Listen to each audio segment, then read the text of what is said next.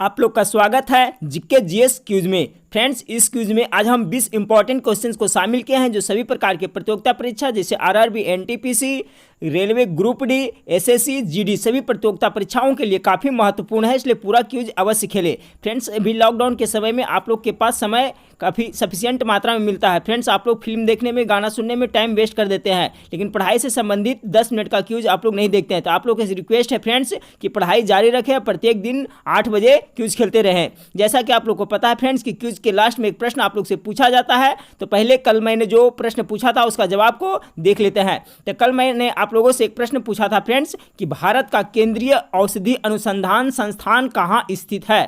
तो इसका जो राइट आंसर हो जाएगा ऑप्शन नंबर डी, लखनऊ में स्थित है। ठीक है फ्रेंड्स, तो चलिए क्यूज को शुरू करते हैं।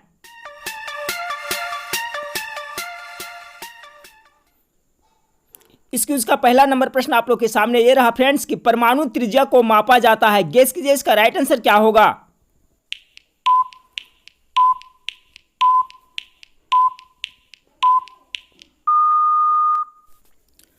इसका राइट आंसर हो जाएगा friends option number A, nanometer के द्वारा परमाणु की त्रिज्या को मापा जाता है। तो चलिए फ्रेंड्स, इस क्यूज का दूसरा नंबर प्रश्न को देख लेते हैं। दूसरा नंबर प्रश्न है कि मानव मस्तिष्क का वह हिस्सा कौन सा है जिसमें विचारों का संग्रह होता है। तो गेस कीजिए इसका राइट आंसर क्या होगा फ्रेंड्स। समय अब आपका शुरू होता है।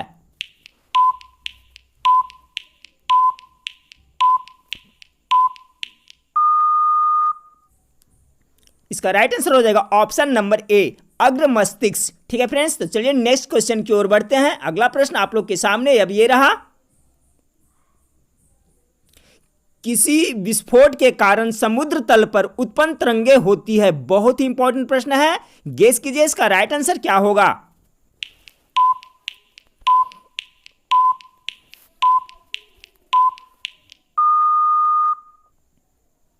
इसका राइट आंसर हो जाएगा ऑप्शन नंबर ए, अनुदैर्ध्य तरंग। ठीक है फ्रेंड्स, चलिए अगले क्वेश्चन की ओर बढ़ते हैं। 4 नंबर प्रश्न ये रहा कि ध्वनि का गमन तभी संभव है जब होगा, क्या होगा। ठीक है फ्रेंड्स, गेस कीजिए ध्वनि का गमन तभी संभव है, खाली स्थान क्या होगा।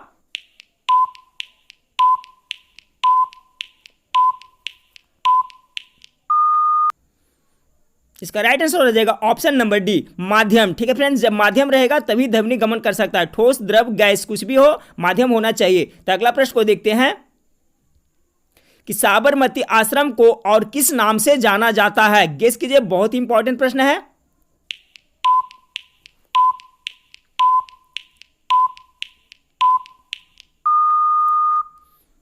इसका राइट आंसर हो जाएगा ऑप्शन नंबर सी, सत्याग्रह आश्रम। ठीक है फ्रेंड्स, देखिए नोट्स में लिखा हुआ है, उसे भी ध्यान दें कि सत्याग्रह आश्रम का असली नाम है जो साबरमती आश्रम है। ठीक है फ्रेंड्स, माइंड में रखिएगा। तो चलिए अगले प्रश्न की ओर बढ़ते हैं। अगला प्रश्न आप लोग के सामने ये रहा, पीत का निर्माण कहां होता है। गेस कीजिए पीत का निर्माण कहां होता है। ऑप्शन आप लोग के सामने है, समय अब आपका शुरू होता है।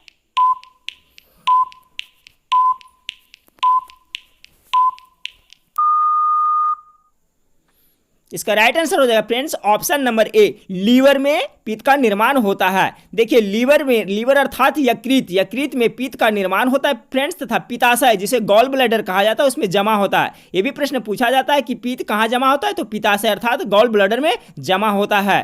तो चलिए अगला प्रश्न को देखते हैं।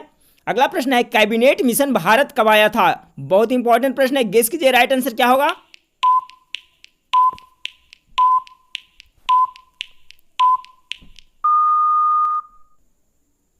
इसका राइट आंसर हो जाएगा फ्रेंड्स ऑप्शन नंबर बी, 1946 ईस्वी में कैबिनेट मिशन भारत आया था। तो चलिए नेक्स्ट क्वेश्चन को देख लेते हैं।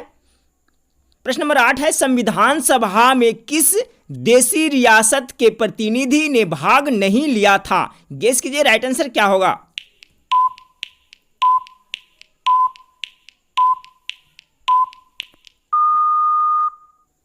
इसका राइट आंसर हो जाएगा ऑप्शन नंबर सी, हैदराबाद ने भाग नहीं लिया था।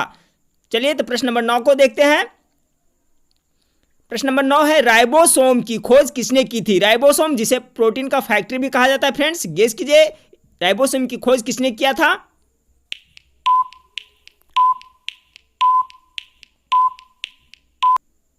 इसका राइट आंसर हो जाएगा option number D, George pilot ने राइबोसोम की खोज की थी। नेक्स्ट क्वेश्चन को देख लेते हैं। 10 नंबर प्रश्न है, भारत में पश्चिमी तट के उत्तरी भाग को क्या कहते हैं? गेस कीजिए फ्रेंड्स।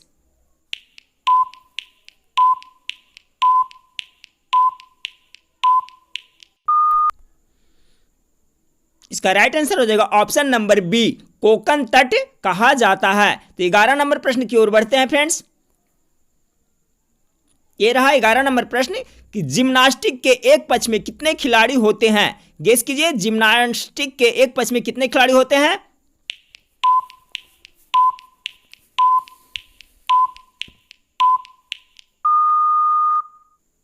इसका राइट आंसर हो जाएगा ऑप्शन नंबर बी, कितने? 8 खिलाड़ी होते हैं। तो चलिए अगले प्रश्न की ओर बढ़ते हैं। अगला प्रश्न है कि बांग्लादेश का राष्ट्रीय खेल क्या है? सिंपल सा प्रश्न है फ्रेंड्स, राइट आंसर गेस कीजिए, बांग्लादेश का राष्ट्रीय खेल क्या है?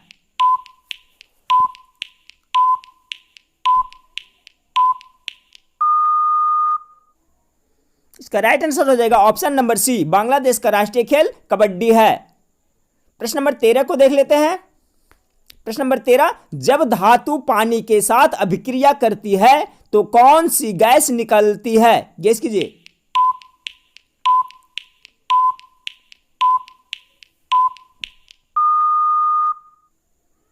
इसका राइट आंसर हो जाएगा option number B, hydrogen gas निकलती है। अगला प्रश्न की ओर बढ़ते हैं। 14 नंबर प्रश्न है, दक्षिण एशियाई खेल परिषद का गठन कब हुआ? गेस कीजिए।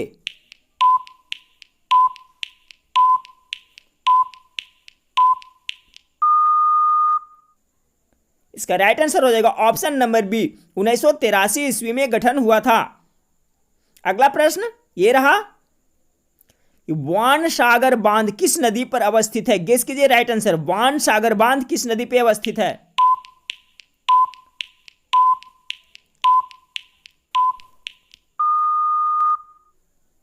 इसका राइट आंसर हो जाएगा ऑप्शन नंबर सी, बाण सागर बांध सोन नदी पर अवस्थित है।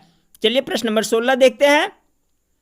प्रश्न नंबर 16 है कि अमीबा में प्रजनन कैसे होता है? गेस कीजिए, अमीबा में प्रजनन कैसे होता है?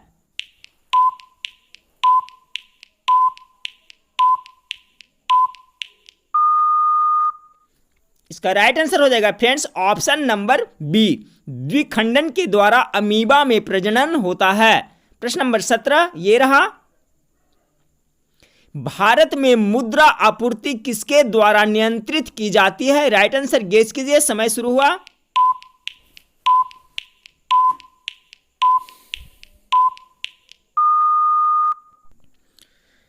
इसका राइट आंसर हो जाएगा ऑप्शन नंबर डी, भारतीय रिजर्व बैंक के द्वारा भारत में मुद्रा आपूर्ति नियंत्रित की जाती है। चलिए अगला प्रश्न को देख लीजिए। अगला प्रश्न है कि 100 रुपये के नोट पर पीछे की तरफ किसकी आकृति छपी हुई है? महत्वपूर्ण प्रश्न है, गेस कीजिए राइट आंसर।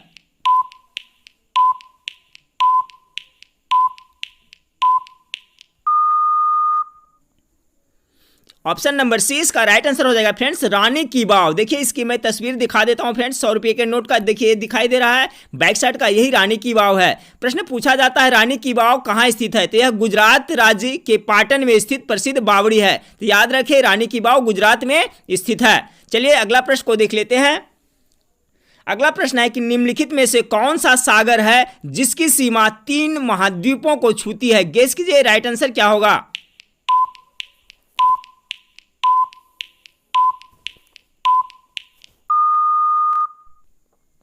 इसका राइट आंसर हो जाएगा ऑप्शन नंबर ए, भूमध्य सागर। तो चलिए 20 नंबर प्रश्न की ओर बढ़ते हैं फ्रेंड्स। 20 नंबर प्रश्न अब आप लोग के सामने ये रहा कि यूनेस्को का मुख्यालय कहां है? गेस कीजिए राइट आंसर क्या होगा? यूनेस्को का मुख्यालय कहां है? ऑप्शन आपके सामने, गेस कीजिए।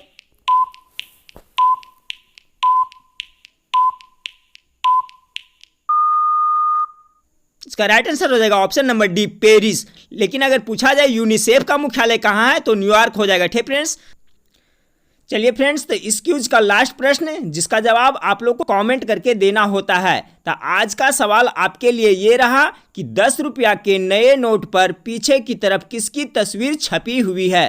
प्रश्न एक बार फिर से सुने कि 10 रुपया के नए नोट पर पीछे की तरफ किसकी तस्वीर छपी हुई है। ऑप्शन ए में जगन्नाथ मंदिर, बी में कोणार्क सूर्य मंदिर, सी में एलोरा की गुफाएं और डी में सोमनाथ मंदिर। तो इसका राइट आंसर क्या होगा फ्रेंड्स, हमें कमेंट करके आप जरूर बताइएगा।